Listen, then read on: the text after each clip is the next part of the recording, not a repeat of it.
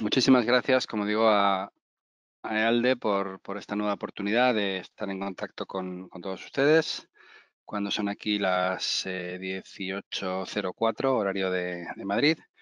Vamos a empezar a hablar de Big Data y no en un ámbito igual el que más solemos estar acostumbrados a hablar, más relacionado con las tecnologías, más relacionado con el Internet de las cosas, más relacionado con programación, informática.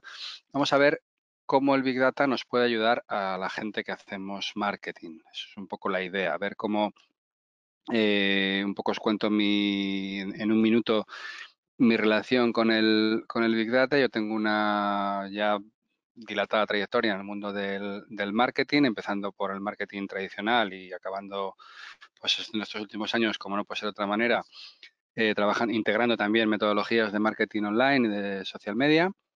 Y en un momento dado, en el año 2012, pues decido que todo esto del Big Data pues es un potencial que para mí era desconocido. Decido estudiar un posgrado en Big Data y a partir de ahí ver cómo todo eso que esto que veremos, que es el Big Data, cómo nos puede ayudar a la gente que hacemos marketing a hacer las cosas mejor. Y como decíamos en el título, no solamente a captar clientes, que es una parte muy importante, toda la parte del embudo de ventas, como veremos un poquito más adelante en la presentación, sino a gestionar los clientes de manera global, cómo toda esa información que tenemos disponible y de la que aprovechamos a día de hoy solamente un porcentaje muy, muy bajo, pues a través de estas herramientas nos puede llegar para aprovecharla mucho mejor y para poder, en consecuencia, pues obtener un beneficio mucho mayor. La presentación que vamos a hacer, como decía mi compañero, durará en torno a los 40-45 minutos, esperemos. Vamos a estar pendientes del reloj para que esto sea así y tengamos un ratito de preguntas.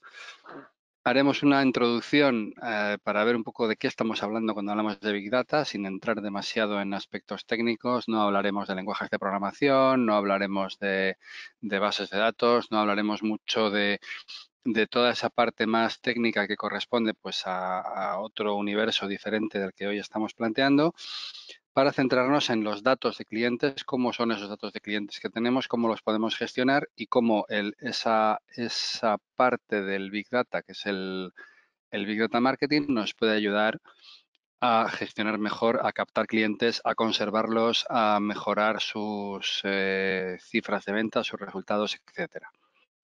Y lógicamente al final pues haremos unas breves conclusiones de todo esto. Sería muy ambicioso por mi parte pretender que en 40 minutos pues lo que yo os vaya a contar sea una enseñanza detallada y quede como un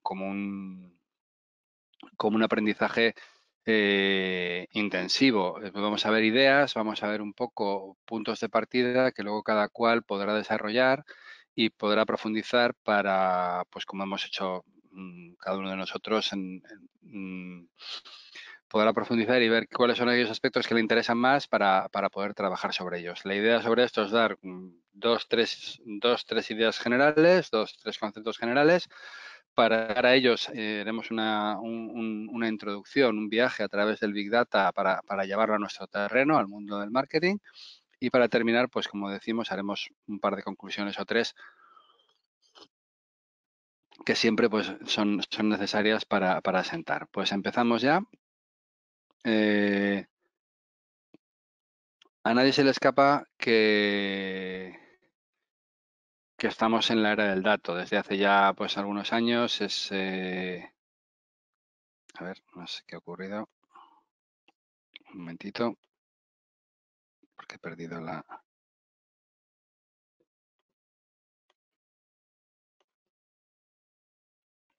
Un momentito, porque he perdido la presentación.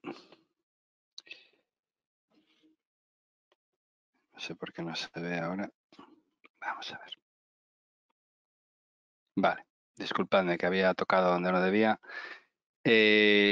Un poco, y esto ya estará desfasado porque lo preparé hace unos días. Entonces, la idea que queremos transmitir con esta primera diapositiva es qué está ocurriendo en Internet en cada minuto. En 60 segundos, bueno, pues vemos la barbaridad de cifras que podemos tener ahí. Pues cerca de 1 millón de ventas online, más de medio millón de horas de contenido en Netflix, por no hablar de otras plataformas que están ya también pues ganándole terreno al líder ahora mismo, a Netflix. Fotos, mensajes, en las veces que entramos en Instagram por minuto, los vídeos que vemos, en fin. La cantidad, sobre todo, luego veremos que hay otros parámetros que son importantes también, además de la cantidad, pero la cantidad de datos a los que estamos expuestos a día de hoy, da igual el dispositivo al que tengamos acceso, teléfono móvil, tableta, ordenador portátil, etcétera. Cada vez que una conexión a Internet se abre, pues ahí vemos un poco. Y insisto, esto que ya tiene unos cuantos días, estará absolutamente desfasado porque, bueno, pues porque la cantidad de datos que subimos a la red y que circulan por la red se duplica pues a una velocidad absolutamente asombrosa, ¿no? A nadie le escapa ya hablar de que estamos trabajando en un mundo donde el dato es omnipresente, donde la cantidad de datos que tenemos es abrumadora y que en todo este caos pues se puede hacer algo con ese dato, ¿no? Titulares de los periódicos, la nueva era, la era del dato, el dato es el nuevo protagonista, el nuevo petróleo de las empresas. Ya hay varios autores que se refieren al dato como el nuevo petróleo que tenemos que aprender a refinar y a trabajar para poder obtener beneficios. Y un apunte importante, el dato en sí mismo, la cantidad de datos que podemos tener puede llegar a ser, como decimos, abrumadora, puede llegar a ser pues a convertirse en un estorbo si no somos capaces de hacer nada con ellos. La clave en la era del dato es tener las herramientas, es tener la arquitectura, la estructura para poder trabajar esos datos y para poder extraer conclusiones. Al final, ¿qué nos van a dar estos datos? Y sobre todo en el entorno del que estamos hablando hoy, en el entorno de marketing de clientes. Los datos nos van a dar información sustancial sobre nuestros clientes actuales y potenciales, y esa información vamos a tener que ser capaces de transformarla para poder obtener un provecho a nivel comercial y a nivel de marketing. No solamente Internet, o lógicamente el universo móvil, el Internet de las cosas, llevamos los teléfonos conectados a los móviles, nuestras casas cada vez incorporan en el frigorífico, en la calefacción, etcétera, diferentes artefactos que generan datos, que los envían, en fin, todo eso constituye una auténtica galaxia de datos en la que es interesante, en la que es imprescindible saber moverse, interpretar los datos y utilizarlos para nuestro provecho. Vamos a hablar un poquito de la teoría. ¿Cómo son esos datos sobre los que podemos trabajar? Bueno, pues un poco retomando ideas y retomando teorías que vienen pues ya desde los años 70, de cuando trabajábamos el mundo del Business Intelligence y arquitectura de datos y demás. Los datos pueden ser de dos maneras. Pueden estar estructurados de forma que se puedan clasificar en tablas, o pueden ser datos no estructurados. Y, lógicamente, pueden ser datos que estén compuestos por una parte estructurada y otra parte no estructurada. Cuando estamos haciendo un comentario en un tweet de texto, por ejemplo, pues estamos hablando de un dato no estructurado. Cuando estamos analizando un ticket de compra que viene de nuestra CRM, pues estamos hablando de un dato estructurado porque podemos categorizar por cliente, cantidad, base imponible, tipo de plato que ha comido, etcétera, etcétera, ¿no? Siempre que podamos tabular y estructurar eso, valga la redundancia, estamos hablando de un dato estructurado, y si no, sería no estructurado. Toda esta división, que hasta ahora pues se antojaba un poco un poco frontera, que de alguna forma todo el mundo del análisis de datos, del business intelligence, que forma parte de nuestra historia, solo trabajaba bien con datos estructurados. Todo esto está cambiando radicalmente en los últimos años y estamos siendo capaces de obtener información también de toda esa serie de datos no estructurados que nos aportan muchísima información mediante, bueno, mediante algoritmos, mediante programas tipo R, que probablemente habréis oído hablar, etc. Pero veremos un poquito por encima, pero insisto, el objetivo del webinar es llamar la atención sobre esa parte del marketing que nos sirve, esa parte del Big Data que nos sirve a la gente que hacemos marketing. Los datos nos vienen, los podemos crear nosotros, pueden ser datos provocados, datos dirigidos pues, mediante tráfico de Internet, los podemos compilar a partir de datos externos, pueden ser datos experimentales que obtenemos haciendo diferentes experimentos. La fuente es absolutamente amplia y no sé si ilimitada, pero desde luego que se nos pueden ocurrir ejemplos de datos que nos pueden llegar a nuestro sistema y con los que tenemos que hacer algo en un momento dado. Importante, los dos se pueden generar o se pueden capturar a través de algún dispositivo externo. Veremos un poco después cuando hablemos sobre muy por encima, como digo, simplemente vamos a dar el barniz básico para poder entender después cómo funcionan estos sistemas. Veremos cuando hablemos de la arquitectura de datos, pues cómo son esos elementos o haremos una introducción un poco intuitiva a cómo son esos elementos que nos permiten capturar datos. Pueden ser externos, como decimos, a nuestra compañía o pueden ser generados pues, por nuestro propio CRM, por nuestros propios sistemas de facturación, etcétera, etcétera, etcétera. Las clasificaciones de datos, nos podemos perder en esto y podríamos estar toda la hora hablando de esto. Hay muchas maneras de clasificar los datos. Al final hay que tener claras una serie de ideas y en mi opinión, tener un sentido práctico y ver qué se puede hacer con qué tipo de datos y ir directamente pues, a la parte más de aplicación. Aquí veis una serie de ejemplos, ¿no? Pues simplemente atendiendo a dos tipos de clasificaciones en estructurados y no estructurados y a que los datos provengan de una fuente externa a una fuente interna, pues podemos ver diferentes tipos de datos. Seguramente cualquiera de vosotros y vosotras os podrían ocurrir otros tantos ejemplos más como los que están en la pantalla. Bueno, simplemente llamar la atención. La variedad, el tipo de datos es otra de las Vs que vamos a ver a continuación que caracteriza a un proyecto de Big Data. La primera de esas Vs, probablemente si ahora mismo tecleáis en Google las Vs del Big Data, pues os aparecerán artículos las 3 Vs, las 5 Vs, las 6 Vs, las 8 Vs. Da un poco igual. Muchas veces cuando queremos divulgar, cuando queremos hacer queremos postear en un blog algo que haya mucha gente que nos siga, pues intentamos buscar titulares de este estilo, ¿verdad? Las 5 verdades que tienes que saber o las 3 Vs que no puedes dejar atrás. Bueno, poco importa si son 3 Vs, si son 5 o si son 20 Vs. Lo importante es saber de lo que estamos hablando cuando estamos hablando de Big Data.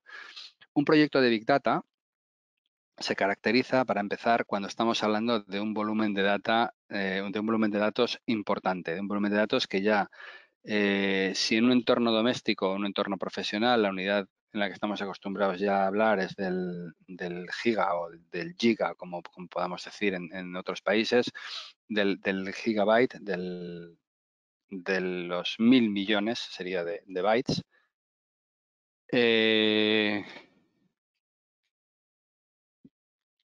Cuando estamos hablando de Big Data, la escala cambia completamente. El yottabyte, por poner un ejemplo, que sería un poco de lo que estamos hablando cuando vemos sistemas potentes que están trabajando en Big Data, estamos hablando de 10 a la 15 gigabytes. Serían otra vez pues un 10 seguido de 15 ceros. Llega un momento en que los números en una cabeza normal pues se empiezan a perder un poco y hay que hacerse una idea del orden de magnitud pues de otra manera, ¿no?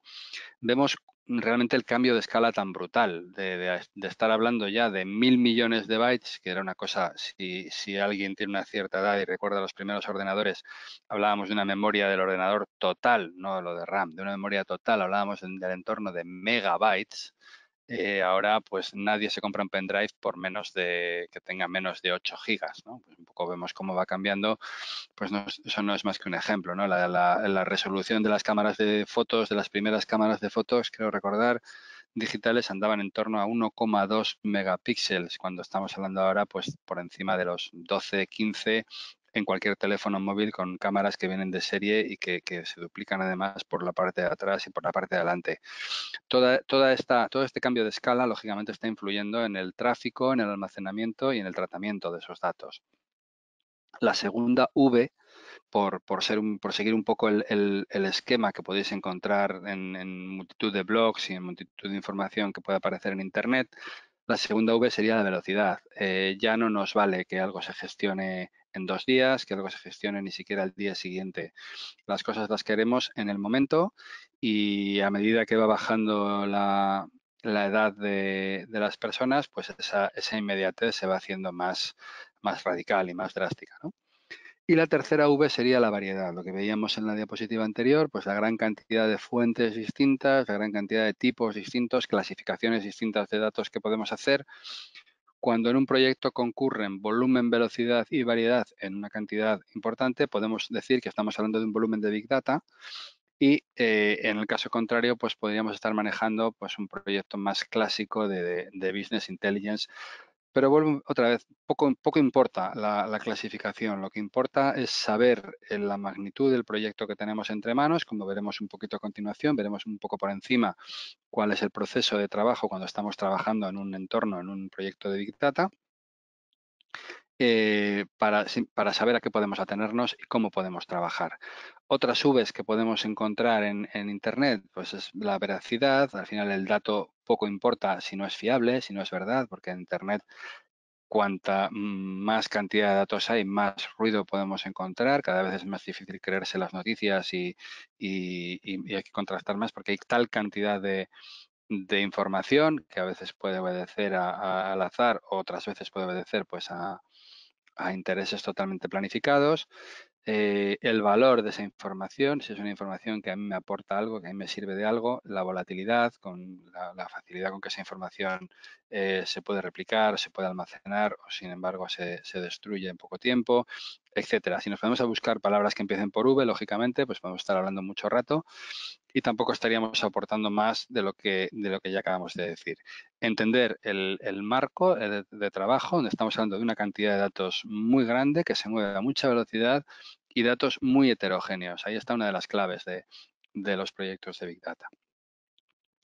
Básicamente una arquitectura de datos vendría a estar formada, lo vamos a ver muy rapidito, como digo, esto no es una clase de programación, ni siquiera de definición de estructura o de arquitectura de proyectos, pero simplemente llamar la atención a que estos sistemas suelen trabajar por capas. Hay una serie de sistemas transaccionales que son externos un poco a toda esta, al proyecto de Big Data en sí mismo, que viene pues de sistemas de gestión RPs, de CRMs, de sistemas de ventas, etcétera.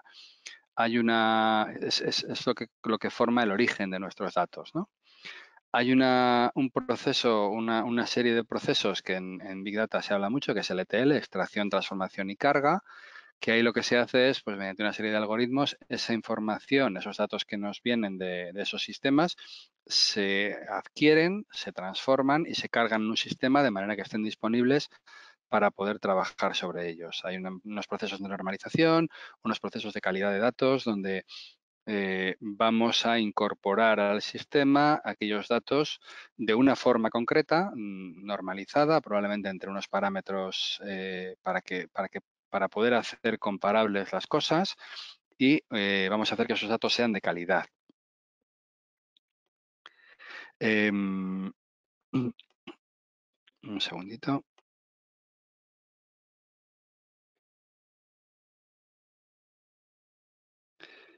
Perdón un momentito. Vale, seguimos aquí.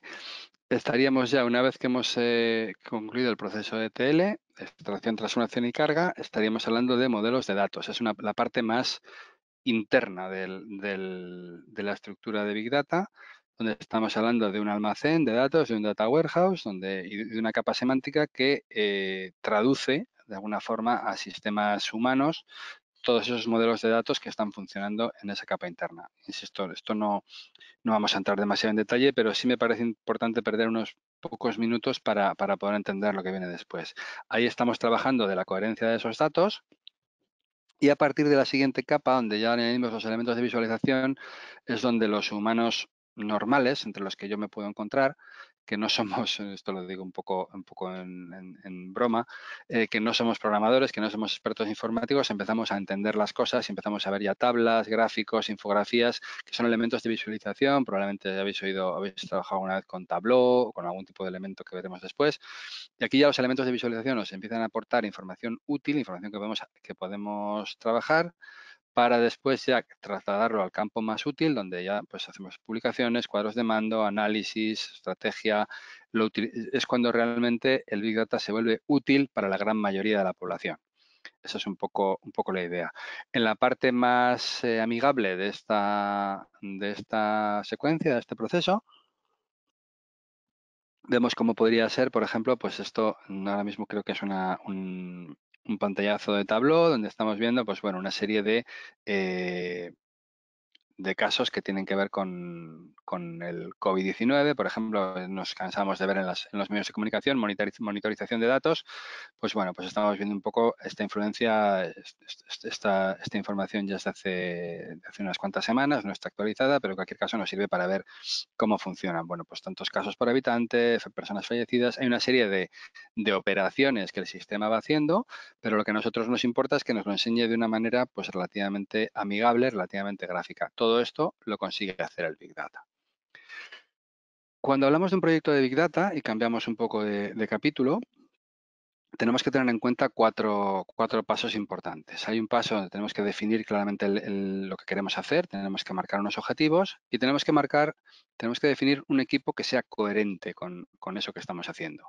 Hay que hablar de las tareas que vamos a hacer y de los recursos que hay que poner en juego, porque si no ponemos, lógicamente, si no se destinan los recursos necesarios, pues vamos a originar una frustración importante y el proyecto no va a seguir adelante. En segundo lugar, tenemos que hablar de los datos que tenemos que integrar. Hay que hablar de una serie de sistemas y hay que ver cuáles son los datos realmente de negocio. No será lo mismo estar trabajando en una investigación de mercado donde estemos viendo la opinión de la gente a propósito de las vacunas inminentes en el tema del COVID, por ejemplo, que estar trabajando en un pequeño restaurante del centro de una gran ciudad donde queremos analizar pues la relación que hay entre los clientes que hay, los platos que piden y las cantidades que pagan. Un poco porque tenemos que orientar los datos que vamos a conseguir y articularlos para que nos sirvan para nuestro negocio. Tenemos que integrarlos, ahí es donde tenemos que velar por la calidad del dato, que sean datos que nos sirvan, que nos aporten cosas, y tenemos que ser capaz de analizar esos datos. Y ahí es clave estas Vs de las que hablábamos, que son la veracidad y la volatilidad. De nada nos sirve colocar un indicador que hoy nos dé una cifra y ante los mismos supuestos mañana nos dé una cifra distinta. Tiene que haber una cierta repetitividad y una cierta que podamos establecer una tendencia para poder predecir. La mayoría de las cosas que vamos a poder hacer es predecir el futuro, entre comillas. Vamos a ser capaces de, examinando comportamientos del pasado, predecir comportamientos futuros con bastante fiabilidad para poder acertar en nuestra elaboración de ofertas. Sin entrar demasiado, que insisto, nos llevaría muchísimo, en ver cómo se gestiona un proyecto de Big Data, algunas cosas hay que tener en cuenta por si alguno de vosotros y vosotras pues está inmerso en un proyecto donde queremos aplicar alguna de estas tecnologías para nuestro departamento de marketing. Hay que contar siempre con el respaldo, con el respeto de la dirección. Hay que plantearse, no sirve de nada ir por libre en todo esto porque al final tiene una serie de implicaciones en el resto de departamentos y sobre todo en la parte de costes en la que tenemos que ir completamente alineados con la estrategia de la dirección. Normalmente se aconsejan técnicas incrementales, se aconseja ir construyendo poquito a poco, ir haciendo proyectos pequeños y sobre eso ir creciendo, no plantearnos de repente un proyecto muy ambicioso porque quizá nos pueda llevar a frustración. Todo lo que sea incrementar sobre lo que ya tenemos testeado, sobre lo que ya tenemos probado, normalmente suele funcionar mejor. Centrarnos en aquellos elementos que generen valor. Esto ya empieza a ser un poco repetitivo. Recopilar datos porque sí, para no saber qué hacer con ellos, pues es muy caro y además no tiene ningún sentido. El método que vamos a seguir tiene que estar muy claro. Los costes que van asociados tienen que ser definidos, como decíamos al principio, tienen que ser marcados unos recursos que vamos a dedicar al proyecto y controlados a medida que el proyecto avanza. Y el equipo que vamos a dedicar es fundamental. Todo esto no sirve de nada si no tenemos un equipo que sepa en cada uno de los ámbitos en los que estamos trabajando. Pues tendremos que tener gente de negocio que entienda cuáles son los indicadores que tenemos que monitorizar y gente de departamentos más técnicos, de programación, de IT, para que todo eso engrane y sobre todo que todos y todas tengamos el mismo objetivo. El manejo de las expectativas, esto pues lógicamente va más allá de un proyecto de Big Data para cualquier proyecto. Cuidado cómo manejamos las expectativas porque podemos estar prometiendo algo y en el campo del Big Data pasa mucho que la gente se hace muchas ilusiones y luego pues realmente el sistema está diseñado para darnos una performance concreta. Sepamos manejar esas expectativas y no queremos expectativas falsas que generan frustración. Un ejemplito rápido, pues de repente no sé, en el país de cada uno el éxito que están teniendo, pero en España los patinetes eléctricos están teniendo un boom tanto en sistemas de compra como en empresas que los ofrecen en renting, en alquiler, pues a través de una cuota de socio y demás. Bueno, una empresa de patinetes eléctricos tiene unas grandes ventas el año pasado, lanza unas campañas en Twitter y propone una campaña de verano, pues bueno, un poco con una serie de premisas. Quiere detectar qué clientes, tres niveles de clientes. Uno, clientes satisfechos. Otro, usuarios que están, bueno, que ya interactúan con la marca y que retuitean y que están muy a favor y que están, como se suele decir en marketing, muy calientes ya a punto de comprar. Y en un tercer nivel, usuarios que hablan de la marca pero que no se han registrado. Bueno, pues ¿cómo se plantearía esto? Pues lógicamente aquí la red social de la que más vamos a extraer, un poco por lo que decíamos en el enunciado, en los supuestos, es Twitter. De Twitter vamos a extraer una serie de datos mixtos que tendrán un alto componente desestructurado. Haremos una base de datos con los clientes que ya tenemos que nos han comprado, de los que tenemos información en nuestro CRM, que en este caso puede ser Salesforce o cualquier otro. Definimos un análisis elaboramos un análisis para definir una estrategia. Mediante un cuadro de mando hacemos un seguimiento de esa estrategia y luego determinamos una serie de acciones para, para ver cómo podemos implementar la estrategia que estamos viendo. Y esto tendría un poco esta pinta. Hay un Data Warehouse central que está basado en este caso en Oracle. Esto es un caso real, ¿vale? No, un poco para que veáis el tipo de sistemática, el tipo de elementos con los que se maneja y un poco esto no es, la idea de esto no es que entendáis ahora mismo completamente qué es Hadoop, qué es Eloqua, qué es Pentaho. Pentaho pues simplemente es una de los tipos de sistemas de TL que más se usan. Hay otros muchos, hay muchas marcas. Oracle también trabaja muy bien también las bases de datos, aunque no es la única. Esto que estamos visualizando aquí en Tableau se podría hacer también pues en ClickView, se podría hacer en IBM, podría ser absolutamente todo de IBM. Hay muchas maneras de combinar pues las principales marcas y demás. Pero lo importante de esta diapositiva, que puede ser un poco compleja, es que veáis que en un proyecto de Big Data hay que establecer una serie de flujos. ¿De dónde captamos esos datos? En este caso de Twitter y de Salesforce. ¿Qué hacemos con ellos? Pues si van directamente a un sistema de gestión como es Hadoop, o tienen que pasar a través de una ETL, o se tienen que almacenar en el Data Warehouse para luego ser mostrados en Tableau. Y luego, ¿cómo hacemos esas acciones que lanzaremos de una forma automática a las redes sociales en este caso o a otro sistema de gestión de comunicación con clientes? Lo que decimos, hay un origen de datos, hay diferentes tipos de almacenamiento. Los almacenamientos en Big Data, no lo he dicho, pero es muy habitual que sean no distribuidos porque estamos sobrepasando la capacidad de almacenamiento que puedan tener a nivel local muchos sistemas. Entonces, pues a veces se trabaja con almacenamientos no distribuidos. Elementos muy importantes como los que veíamos hace un rato, como puede ser Tableau, que nos permite visualizar, que nos permite transformar esa información en elementos visuales. algo que el ser humano agradece mucho, y luego pues esas acciones que se han derivado de la estrategia, bueno, pues cómo yo transformo eso en tweets para ir llamando la atención de gente e ir convirtiendo. Esto al final lo que hace es todo aquello que haríamos tradicionalmente de una forma mucho más artesanal, con un alcance mucho menor, con un potencial de manejo de información muchísimo más bajo. Al final la metodología es muy similar, la estrategia y la forma de pensar es muy similar, pero trasladado a un universo donde estamos trabajando con una cantidad de variables altísima.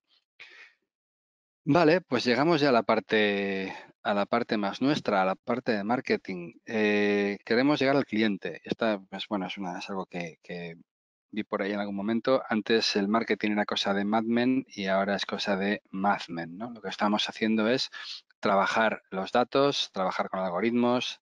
Estamos dejando de volcar, de asociar el éxito de una campaña a la mente brillante de una ejecutiva, un ejecutivo de una compañía de publicidad.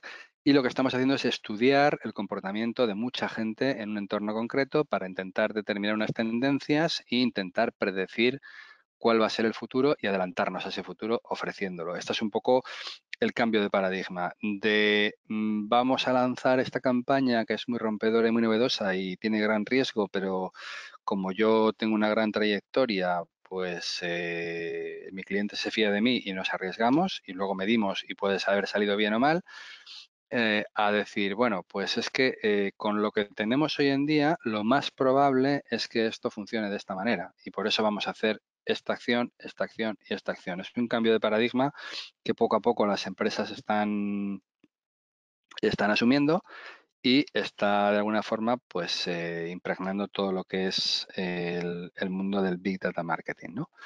Lo que queremos a día de hoy es conocer al cliente. Se estima, y esto probablemente ya haya caído, esto es un dato de primeros de este año, creo recordar, o de justo un poco cuando empezó la pandemia, nos decían los expertos, la gente que mide estas cosas, que la publicidad conseguía impactar en un 14% de la gente. O sea que si tú realmente, si alguien está acostumbrado a mediciones de campañas, si hablamos de un alcance, de una serie X de impactos, que realmente de esos impactos el 14% es el que está haciendo caso de alguna manera a la publicidad.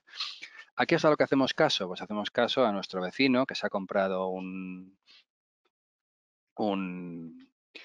un Alexa y está encantado con él y nos dice que es una maravilla, o que se ha instalado un sistema de domótica en casa, o que ha cambiado de automóvil y lleva un automóvil eléctrico y nos dice lo maravilloso que es, o que es consumidor de un patinete eléctrico, de una bici eléctrica, de un reloj inteligente tipo iWatch, etcétera, etcétera. Nos fiamos mucho de nuestros semejantes y al final lo que antes hacíamos como medio de comunicación, que era repetir una serie de mensajes, lo que queremos hacer ahora es adaptar esos mensajes a cada canal. Nosotros queremos ser ese amigo, ese vecino. Nosotros estamos hablando como marqueteros, como publicistas. Queremos, en vez de tener un mensaje y un claim que repetimos en todos los canales, que inundamos las vallas publicitarias, la televisión y la radio con el mismo eslogan, lo que hacemos ahora es adaptar ese eslogan, adaptar ese objetivo a cada uno de los canales. No podemos comunicar igual no digo ya en redes sociales, no podemos comunicar igual en TikTok que en LinkedIn o que en Instagram. Los elementos tienen que ser distintos. Aunque todos ellos estén gobernados por una misma estrategia, tenemos que ser capaces de adaptarnos a cada canal.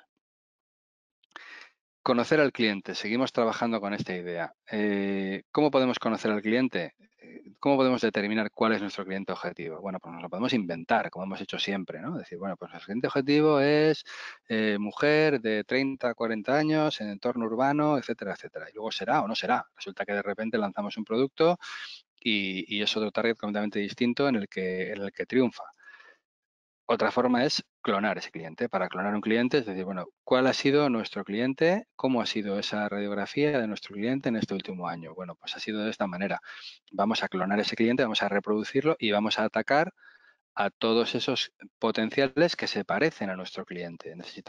Para eso necesitamos datos, necesitamos saber cómo es ese cliente para buscarle en aquellos sitios donde no está. Si nosotros hemos sido capaces de hacer una venta muy importante de patinetes eléctricos, vuelvo otra vez al ejemplo anterior, en varones entre 25 y 35 años o mujeres de 30 a 40, me da un poco lo mismo, en un entorno X, pues iremos a buscar, a reproducir ese cliente en otros sitios, pero ya no iremos con una deducción porque pensamos que son los atributos que reflejan el modo de vida del cliente, porque pensamos que son los valores con los que se identifica. Ya no es una forma, ya no lo estamos deduciendo, estamos trabajando sobre unos datos que hemos recopilado de él.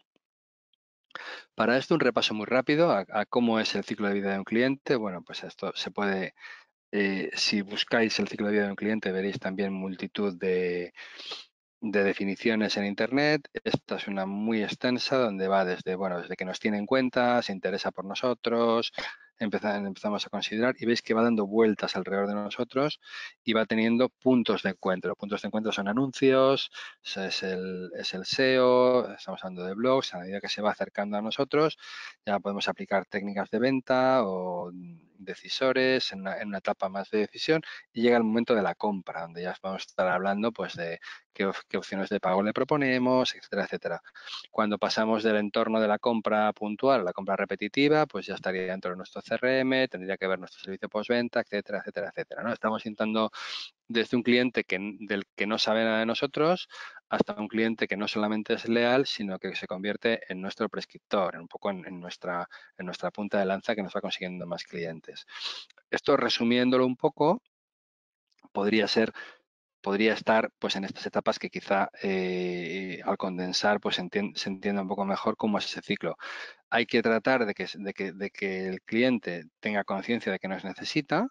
Después vendrá una etapa en la que nos tenga en cuenta y que compare con otros para que llegue el momento de la conversión. Siempre cuando, seguramente si estáis en negocios digitales, veréis que la conversión es uno de los procesos que más, pues conversión de potencial a lead, de lead a cliente, de cliente a cliente repetitivo, de cliente A a cliente B. Siempre estamos convirtiendo unas cosas en otras. Y ya en la parte más bonita, en la parte que más nos gusta, es cuando ese cliente además comparte sus experiencias, cuando se hace fotos con el patinete que nos ha comprado y la sube a Instagram y dice qué maravilla de patinete me he comprado, porque eso tiene un valor tremendo. O sea, el que podamos ser capaces de detectar en todo este ciclo un problema en la fase de postventa, por ejemplo, y que lo solucionemos convenientemente y hagamos que un cliente pues que pueda estar un poco molesto pase a ser un cliente que diga, joder, qué servicio técnico tan maravilloso y qué bien me han resuelto el problema, porque hay veces que los problemas, o en general, los problemas son una fuente de conocimiento también. Eso es fundamental y eso debería ser uno de nuestros objetivos. Sin desviarnos un poco, en cada fase lo que estamos haciendo es identificar lo que estamos, en qué fase estamos con cada uno de estos clientes y estamos definiendo comunicaciones específicas para cada uno de estos canales. Estamos utilizando los datos que tenemos del cliente en cada uno de esos momentos. En la fase más inicial tendremos simplemente un comentario en redes sociales.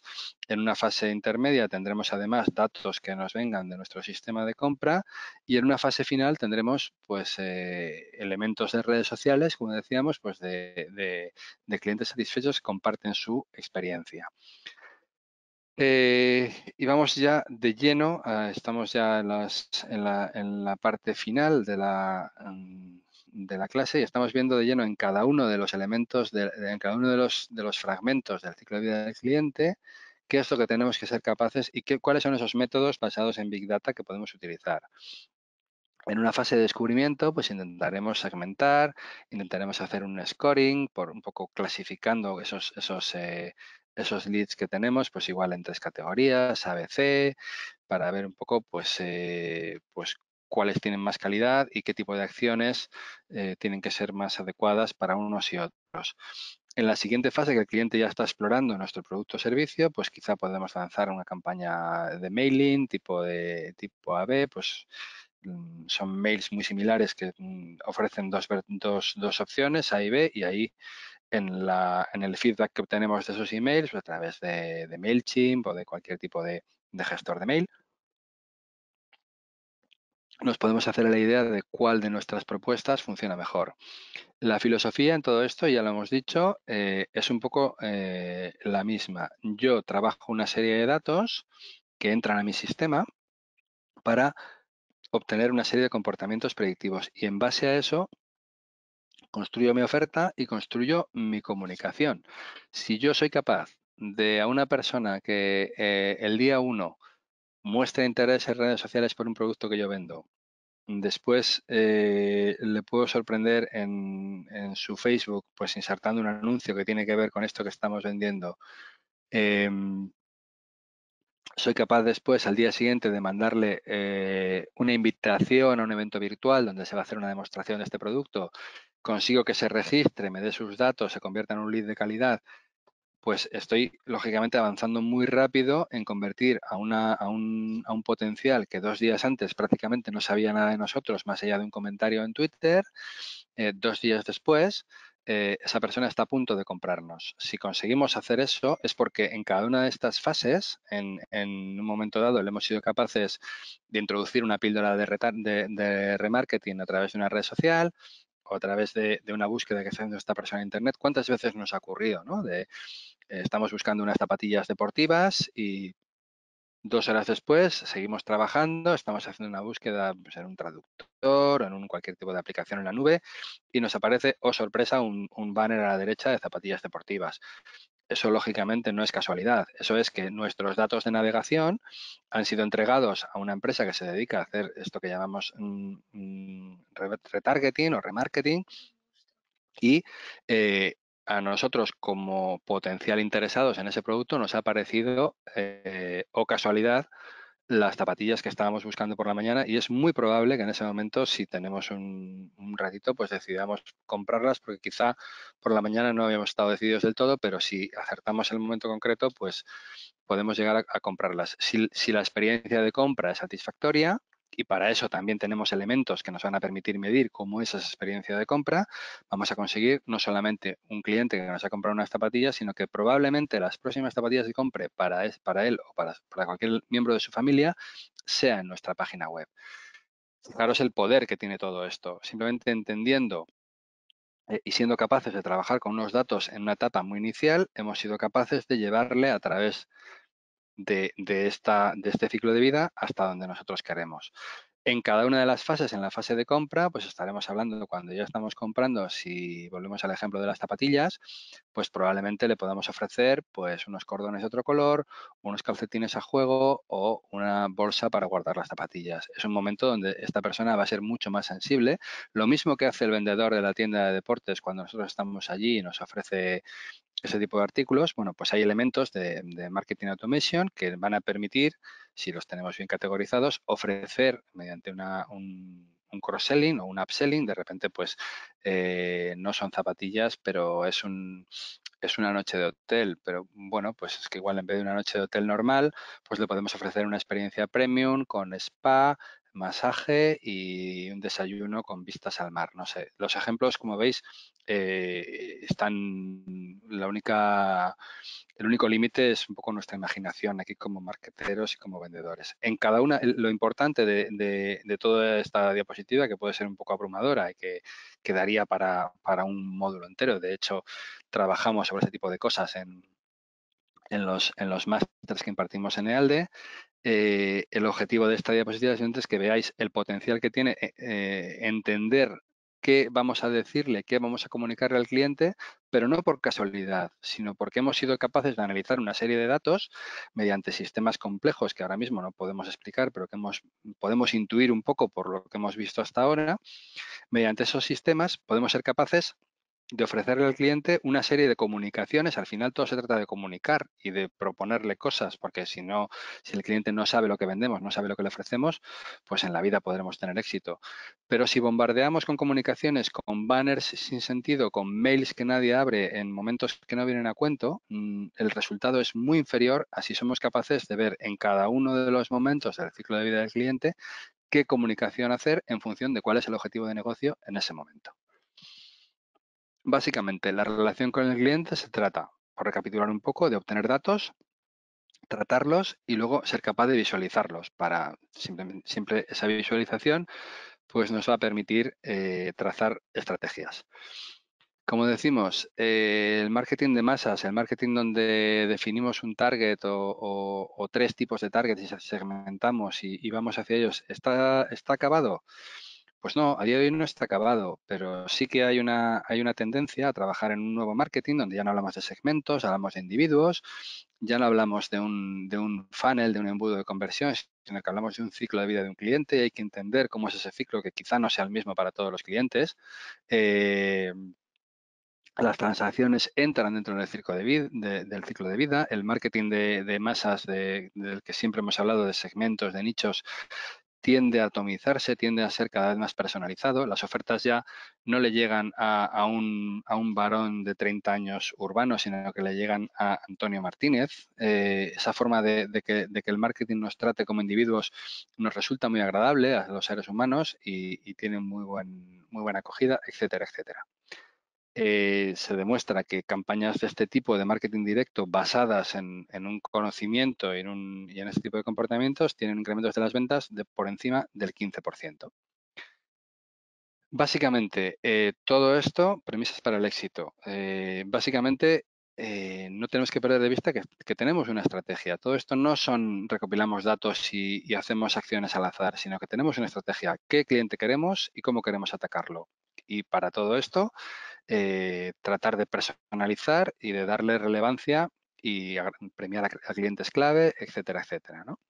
Bueno, esto a tono de broma, vamos un poquito rápidos al final, pero es un poco lo que veníamos recalcando todo esto. Vamos a recopilar emails, Facebook y tal. ¿Y qué haremos? No sé, ya lo averiguaremos. Bueno, pues gran error. Pero gran error, esto es lo que está haciendo mucha gente. Y precisamente por esto, pues todo el mundo a día de hoy no está aprovechando las ventajas y las bondades que le puede dar el Big Data Marketing como podría. Y a partir de ahora, pues vamos a intentar en estos 5 minutitos que nos quedan responder alguna pregunta general, porque ya os digo que intentar particularizar aquí y, a ver, nos dice Jorge,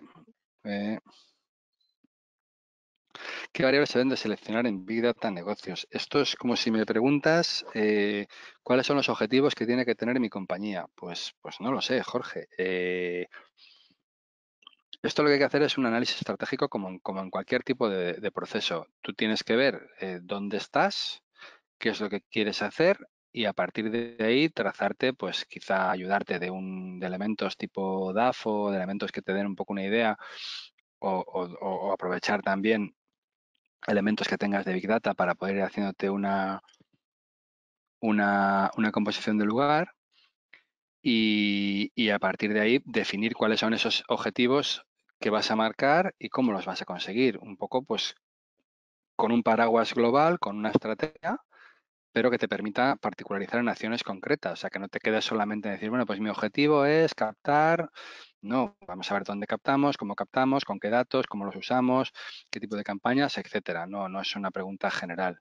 ¿Qué herramienta de TL es la mejor? No puedo contestar a esa pregunta. Yo he trabajado básicamente con Pentaho y funciona muy bien. Pentaho con R y con Tableau se entiende muy bien y son en los principales proyectos en los que hemos trabajado, pues andan buenos resultados. Pero hay muchas otras, y Pentaho no nos paga en EALDE para que le hagamos publicidad, así que podéis probar la que queráis. Hay muchísimas.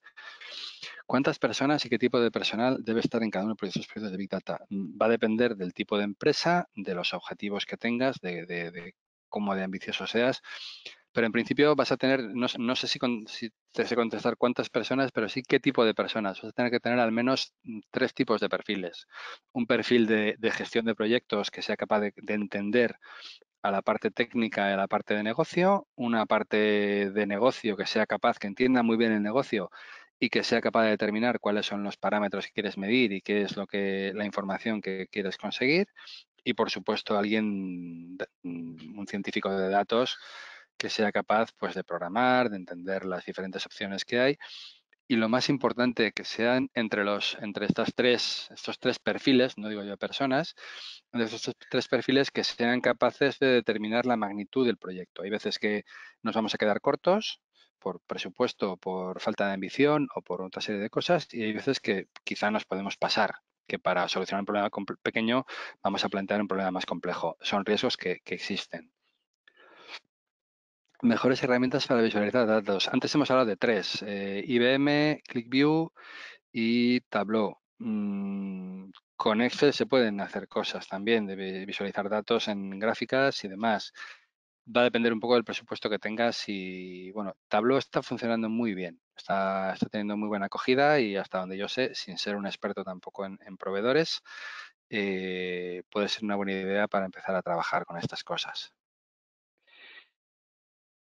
Y ¿qué más? Nos quedan 2 minutitos. Si tenemos alguna pregunta más, humildemente estaré encantado de daros mi opinión, porque hay veces que parte de lo que me estáis preguntando pues implica una opinión personal, no tiene por qué ser compartida con otros profesores, pero bueno, pues creo que puede aportar.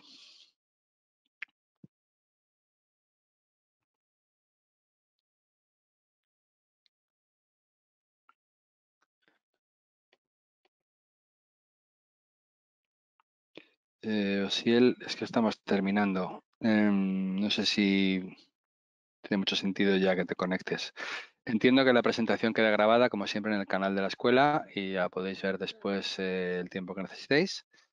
Y para cualquier duda, bueno, pues creo que tenéis por ahí, en esa última diapositiva, tenéis ahí mi correo electrónico. Si os puedo responder alguna duda más, por supuesto, estaré encantado de poder hacerla. Buena pregunta, Luis. Depende mucho del país, depende de la experiencia, depende de la empresa, pero barato no es, desde luego. Barato no es. No te puedo dar un número concreto porque estaría metiéndome en un terreno que no me corresponde, pero no suele ser barato. Lógicamente, pues si trabajamos si nos apoyamos quizá en alguna escuela con gente más junior, y podemos conseguir un perfil más senior que nos coordine otro par de perfiles más junior, pues quizá por ahí podamos tener algún beneficio económico. Pero bueno, al final en estas cosas hay una diapositiva que yo uso de manera recurrente en muchas de mis clases, que aquí no la he puesto, pero podría haber venido a cuento. Y es que cuando hacemos un proyecto suele haber que elegir entre bueno, rápido y barato. Y normalmente hay que elegir dos de las tres. Si queremos que algo sea en un plazo de tiempo corto y que funcione bien, no suele ser barato y bueno, cualquier otra combinación. Normalmente las tres suele llevar a la utopía. Gracias a ti, Luis. Gracias. El enlace de vídeo, Osiel, estará en la página, en el canal de YouTube de ALDE Business School. No te sé decir de memoria, pero entiendo que si en YouTube pones ALDE Business School, no tendrás demasiado problema en aparecer en el canal y ver no solamente este, sino todos los webinars que otros profesores y profesoras y yo pues hacemos periódicamente. Gracias, Silvia, encantado y estupendo, Carlos. Muchísimas gracias a ti y a todos los demás que habéis estado ahí al otro lado. Creo que nos hemos pasado un minutito, había prometido cortar a las 18:55 hora de España, así que lo dicho, tenéis ahí mis datos, cualquier cosa que yo os pueda ayudar. Becas, sí, contacta con la escuela o si él. Y tanto para estudiar online como para cualquier otro tipo de programa, pues vas a tener facilidades a través de la página de ALDE. Contacta con el departamento de admisiones y ellos te explicarán todas las condiciones que hay. Estupendo, Luis. Gracias, Silvia, María, Osiel. Pues sin más, como os digo, el webinar quedará grabado en la página de YouTube de la escuela. Y además en la página web de ALDE pues tenéis toda la información a través del departamento de admisiones, podéis suscribiros a las informaciones que se mandan y ojalá que en breve pues nos veamos en alguna clase por ahí. Muchísimas gracias y damos por terminado este webinar. Gracias, buenas tardes.